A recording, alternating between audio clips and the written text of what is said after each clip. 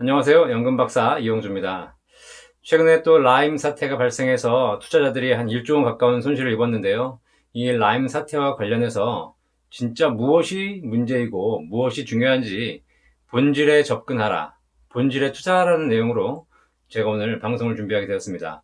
제가 삼성전자 이야기를 굉장히 많이 드리는데요. 이 삼성전자 이야기를 드리는 이유도 삼성전자 한 종목을 사셔라, 종목을 연구하고 분석해서 그걸 사셔라라는 얘기가 아니라 투자의 본질에 접근하자라는 의미에서 삼성전자를 말씀드리는 겁니다. 종목을 연구하는 사람이 아닙니다.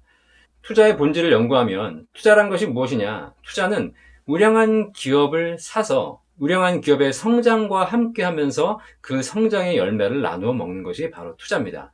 싸게 사서 비싸게 팔고 1,000원짜리가 5,000원 되길 바라고 이런 수익률을 추구하는 것이 투자가 아니라는 거죠.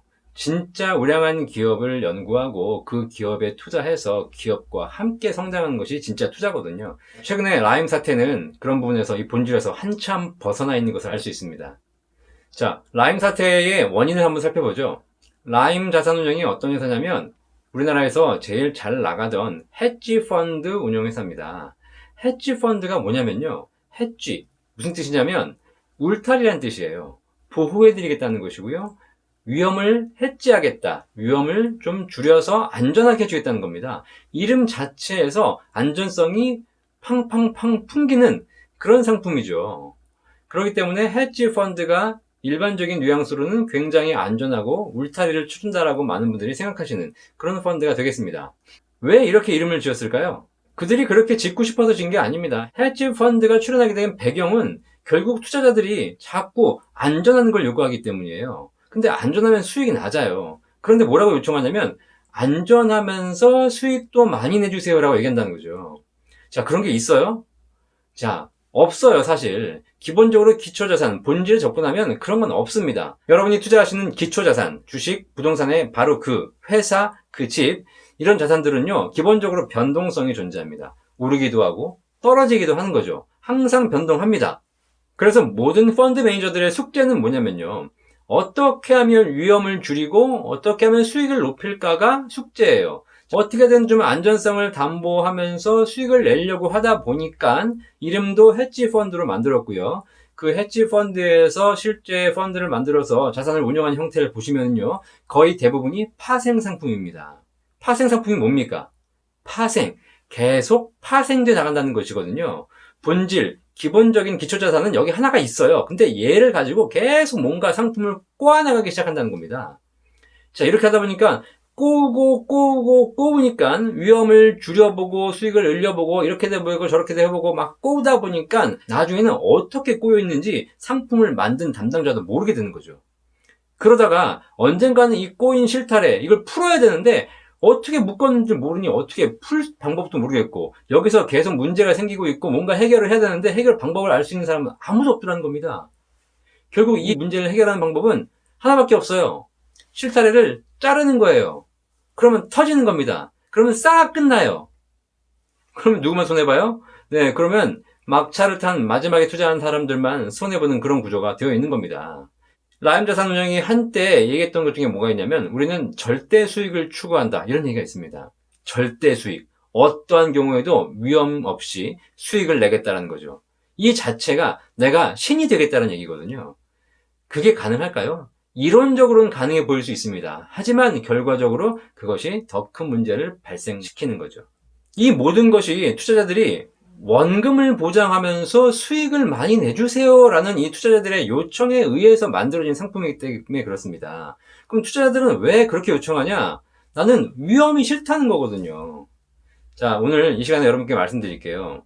위험이 없이 수익을 내는 방법은 없다라고 보시면 돼요. 기본적으로 이제 우리가 해야 될 것은 뭐냐면 적어도 내가 투자를 하겠다면 적정한 위험을 감수하면서 수익을 낼 수 있는 방법을 고민하시라는 거죠. 위험은 싫고 나는 그냥 무조건 수익만 낼래. 이런 것이 결과적으로 이 금융시장을 망가뜨리고 있다는 겁니다. 여기서 제가 한 가지 말씀드릴 거, 라임 자산운용 사장 그 대표가 나쁜 사람이었을까요? 작정하고 사기를 쳤을까요? 그렇지 않아요. 2012년도에 설립된 회사라고 들었는데 정말 7년간 꾸준하게 운영해 오면서 잘 성장해 왔습니다. 그렇게 고객들로 하여금 신뢰를 줬기 때문에 그 정도 성장이 온 거지 않습니까? 그런데 이걸 잘 연구해 보면은요, 그런 사기를 치고 싶지 않아도 어쩔 수 없이 사기를 쳐야 하는 상황이 발생합니다. 이게 왜 그런지 아세요? 라임 자산운용을 보니까요, 2016년에 자산운용 규모가 1조 원이었는데 지금 2019년도까지 얼마나 늘어나냐면 무려 6조 원, 7조 원이 있다고 합니다. 아니, 2, 3년 사이에 자산운용 규모가 6배가 늘어난 겁니다. 자, 보세요. 자산 운용하는 입장에서 1조 원을 운용할 때와 갑자기 6조 원이 들어올 때 운용을 똑같이 할 수 있겠어요? 똑같이 저도 사람이고 펀드 매니저도 사람인데 클릭을 하면서 10억을 살 때와 1조를 살 때 이 클릭하는 손떨림이 똑같겠습니까? 아니죠. 그렇지 않아요. 시장 규모도 마찬가지입니다. 1조로 살 수 있는 시장이었는데 6조가 들어오면 내가 6배를 사야 돼요. 이렇게 자산이 쏠리면 결과적으로 아무리 유능하고 아무리 올바른 사람이라도 실수를 할 수밖에 없고 잘못된 선택을 할 수밖에 없다는 거죠. 이거를 라임 자산운용의 대표가 2016년도에 본인도 알고 있었어요. 본인이 기사에서 뭐라 그랬냐면 우리가 경계해야 될 가장 큰 위험은 쏠림이다. 엄청난 자금이 들어왔을 때, 엄청나게 우리에게 쏠렸을 때 우리가 그것을 어떻게 해낼 수 있는 방법이 없다라는 거죠. 펀드 매니저들은 자꾸 돈이 들어오면, 갑자기 돈이 들어오면 결국 사고 싶지 않아도 살 수밖에 없는 상황이 발생한다는 겁니다. 고객은 수익을 내달라고 돈을 맡겼는데 나는 지금 사야 될 타이밍이 아닌데 이미 돈이 줄 서 있어요. 어쩔 수 없이 사야 돼요. 이렇게 되면 잘못된 판단과 잘못된 선택을 하게 되는 것이고 그것이 결과적으로 더 큰 손실의 원인이 되어간다는 거죠. 자, 이제 라임 사태로 적지 않은 투자자들이 손실을 보았습니다. 더 큰 문제는 뭐냐면 손실을 본 투자자분들 이제 어떤 마음일까요? 아, 내가 평생 투자 안 하다가 수익 좋다 그래서 한번 했는데 이것이 결과적으로 내 재산의 절반 이상이 날아갔어요. 아, 결국 내가 잘못된 선택을 했구나. 다시 은행으로 돌아가야지. 안전한 게 최고야. 더더욱 동굴 속으로 들어가시게 된다는 거죠.